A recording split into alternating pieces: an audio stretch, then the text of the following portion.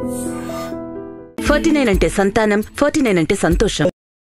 నమస్తే, welcome to I dream. ఆది పురుషుడిగా pan India star Prabhas కొద్ది గంటల్లో తెరపై కనువిందు చేయనున్నారు. ఈ తరం కథానాయకుల్లో స్టార్ స్టేటస్ వచ్చిన తర్వాత రాముడి పాత్ర చేసింది ప్రభాస్ ఒక్కరే. తెలుగు ప్రజలకు శ్రీరాముడు అంటే విశ్వవిఖ్యాత నట సార్వభౌమ నందమూరి తారక రామారావు గుర్తుకొస్తారు.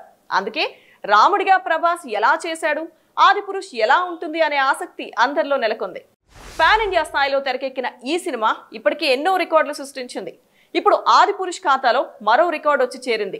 తెలుగు సినిమా అడ్డా హైదరాబాద్ లో ఆది పురుష్ శుక్రవారం ఒక్కరోజే 1000 షోలు ప్రదర్శించనున్నారు.